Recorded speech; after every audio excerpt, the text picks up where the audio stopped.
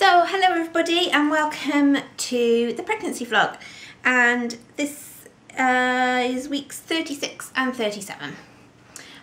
So again, it's a double combined plug for you lucky people. I think sort of that seems to have been the trend for the last few. Like as we get closer and closer to the due date, the time just seems to just go, really. I thought, like, you know, you slow down towards the end, you're going to have like loads of time on your hands and everything, but I don't know, time just seems to go. I think sort of like everything I do takes longer now. I don't have, obviously, the energy that I did before pregnancy, or even like earlier on in the pregnancy, so whether that's something to do with it, like everything I do just takes forever. Some days, like I always seem to have sort of an idea in my head of what I want to get done that day, but I don't always complete many of the jobs now. And it's not like I sit around for hours doing nothing. I don't know where the time goes. I do have to sit down and have rests more now, really, with whatever I do, but I certainly don't sit around doing nothing like all day. So yeah, so double plug. So week 36, it was obviously the last week before reaching full term. We were all, I think, quite concerned that he was going to put in an appearance. Clearly he hasn't, because I'm sat here talking to you and he's still in my tummy. But what the going by what the midwife had said the week before, and how I was feeling and everything, it did feel like he was going to arrive any second, and that he would like arrive like the day before we qualified to go to the midwife unit at the hospital, which is where we want to go for the birth in Cheltenham. Luckily, he hasn't yet arrived, so we're now at the qualifying period, so we can go to there when he decides to put in an appearance. So the main news from week 36 is that I finally finished work, so I am now officially on maternity leave. I did think that the week was going to drag, like partly because it was the last week before reaching full term and before we could go to Cheltenham, so we were worried about that, and then also because it was the last week of work, and I thought it was just going to drag and drag and drag, but it didn't go too slowly at all, actually, and it wasn't as painful as other weeks have been.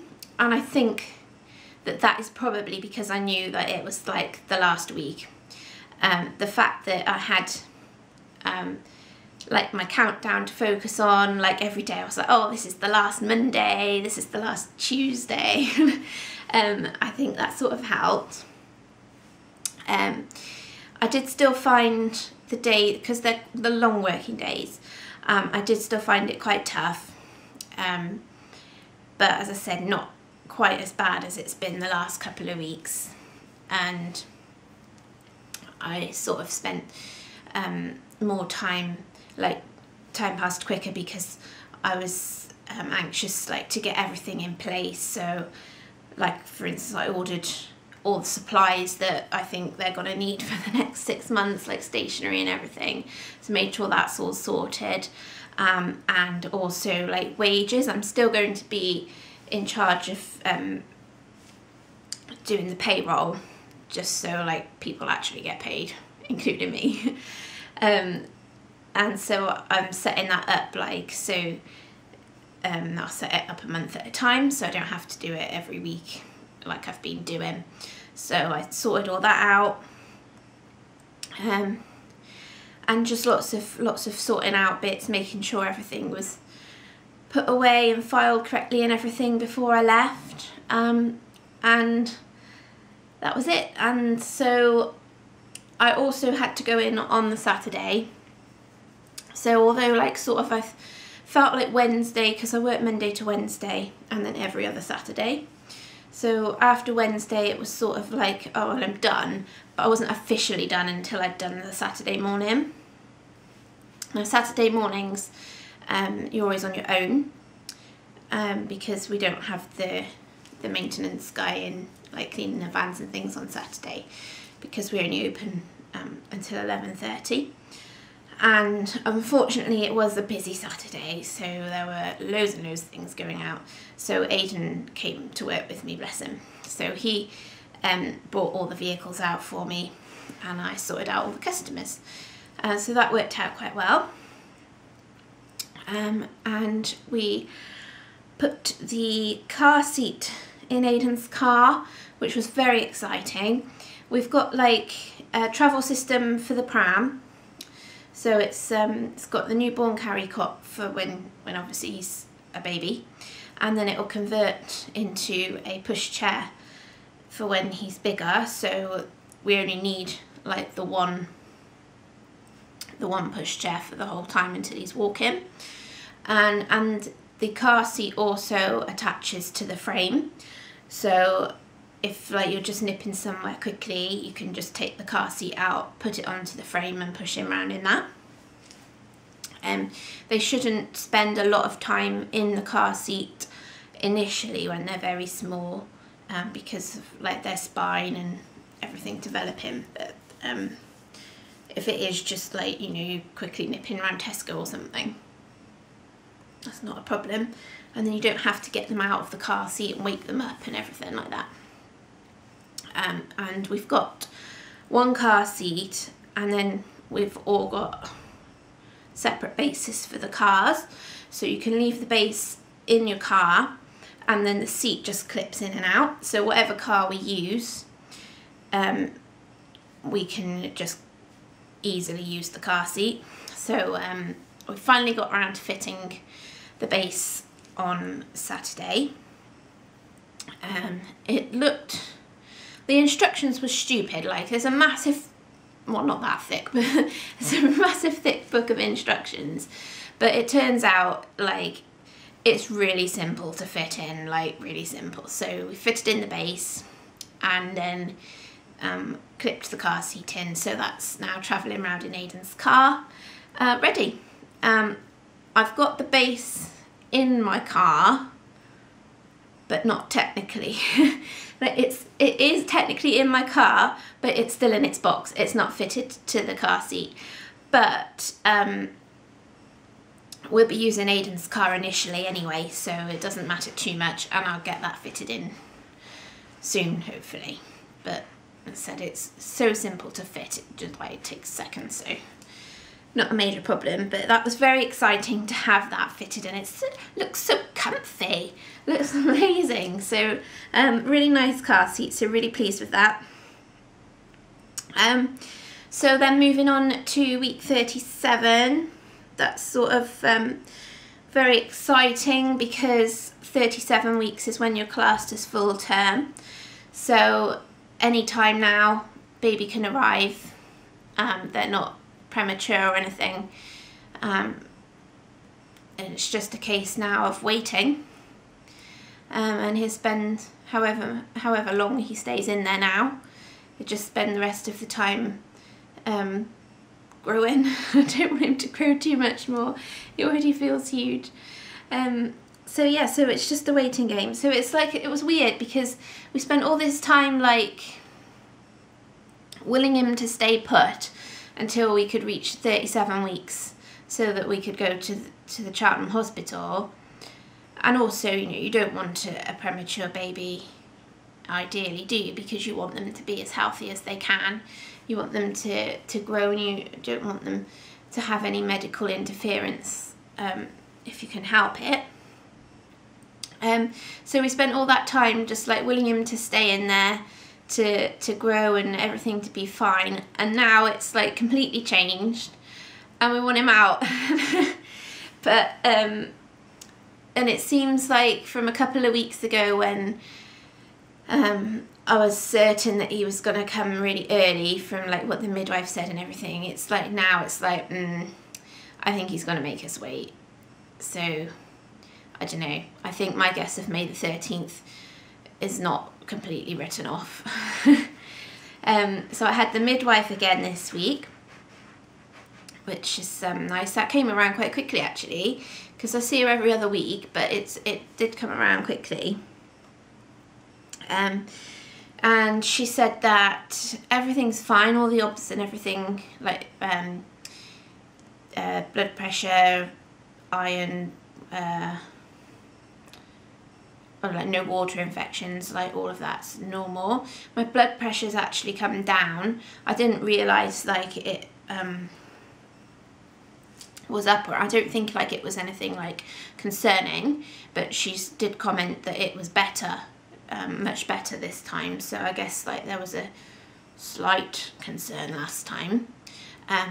And I think that is just purely from stopping work, because I've just felt so much more relaxed. Like it's only been a week since I've stopped, but I can already tell the difference. Like I can take my time with things more. I'm not rushing around. I'm not like, I don't have to be there at work for all that time. I'm still carrying on with my flowers, but I can do it in my own time. And if I'm not feeling too good, I can just stop, I can rest, I can have a nap if I want. You know, it's the pressure's gone. So I'm completely like less stressed, which is brilliant. And I think that's obviously shown with the blood pressure. My bump is still growing well, and it's still slightly ahead in the measurements, so good sized baby again. But he hasn't engaged any more than he had 2 weeks ago. So when she was there saying, or at least giving us the impression she thought he was coming early, I don't think it appears that way anymore. He's still 3/5 palpable, so she can feel 3 parts of his head. So he's not gone any further down, but like I do think my bump has dropped, but like obviously I can tell the baby's still quite high up because you can feel him there. But I do think it is lower than it was. I've had a few comments from people like saying that it looks like I've started to drop, but obviously he's got a way to go. So we've cracked out the old birthing ball. It's upset the cat again. For some reason, he's terrified of the birthing ball. It's ridiculous.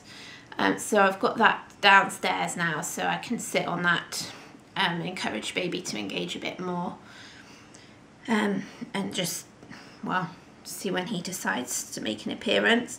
She also commented on the fact that he's all on the right hand side, and I said like he's been there the whole time. He doesn't go on the left at all. It's really weird. And she thinks that I might have a bit more room on the right hand side, which is weird. And also she asked if I spend more time sleeping on my right side, which I do.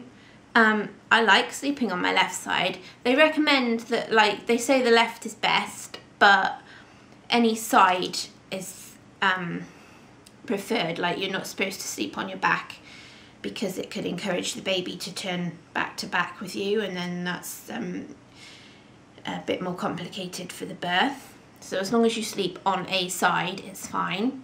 I tend to have to swap sides quite a bit throughout the night anyway, but because I sleep on the right hand side of the bed, if I'm on my left side, I'm then facing Aiden, and then he gets stroppy if I'm breathing on him. It's ridiculous. Like, he's quite OCD. So I tend to spend more time on the right because I don't get prodded and woken up as much, being told to turn over and stop breathing in his face. So she says that the reason he's on the right is probably like he's just gone with me and gravity, which is interesting. And so I've literally got one more appointment with the midwife at the doctor's. I go to just our doctor's surgery to see her. So that'll be just before I'm 40 weeks, so 2 weeks time. And if he still hasn't arrived then, I mean, she says it can be any day now. I'm pretty certain I'll be going to that appointment.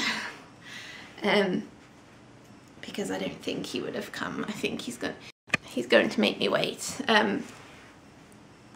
So I'll see her again then, and then if he hasn't come by then, I think it's then weekly appointments, if not more, and she comes to the house then. So once you get to like 40 weeks, they don't expect you to go out and travel to the doctors anymore, but before then it's fine, it's fine. So she'll come out here. If necessary, then we'll discuss options, because they only let you go 2 weeks overdue, so I'll only go to a maximum of 42 weeks, and then they will book you in for an induction. If it does get that far, then again, we still can't go to the Cheltenham hospital, because if you have to be induced, you can't go to the midwife unit, you have to go be under the consultant care, and you have to go to Gloucester Hospital and go to the consultant unit there. So, although, excuse me, although we were excited that we've got this far and like we've crossed the threshold for Cheltenham, like it's still not certain, but fingers crossed I'm not going to have to be induced. I don't want to be induced, not just because the fact we can't go to the hospital we want to go to, but also because like it makes the labour more painful, because it speeds everything up, because like someone's had to interfere. It's not your body that's just naturally gone into labour. They've had to artificially start it, so it makes the contractions faster and then more painful.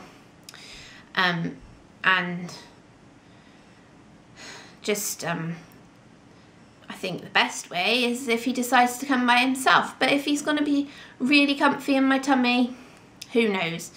But like when you think about it, it's like even if it does go that far, that's like 4 weeks maximum, which is weird. And you know, officially, like the estimated due date time is like 2 weeks away, so pretty scary. Like any day now there could be a baby, which is weird, like scary, bit nervous, but also really exciting. I just can't wait to meet him. And everyone like is commenting like, oh, I can't wait to meet him, blah blah blah, but like, you know, I can't wait to meet him. You can't be more excited to meet him than I am, because he's in there. Oh, I keep thinking of like what he's gonna look like and what he's gonna be like. Of course I'm like starting to worry a little bit about the labour. I'm not worried about the labour, but it's just like, what's it gonna be like? So I'm more thinking about it. Like, how's it gonna start? Will I even know? Like, I've read like, you know, some people don't realise their waters have gone, or some like random things just go through your head. But generally, really excited. Can't believe like there's so little time to go. So weird. But yeah, that's been the rundown for the last couple of weeks. Bit sad there's not going to be very many more plugs. Even if he does stay put for as long as he can, there's not going to be very many more plugs. It's really weird. So I shall leave you for now. I shall hopefully be speaking to you next week, and I'll update you then. Please thumbs up and subscribe. Bye bye.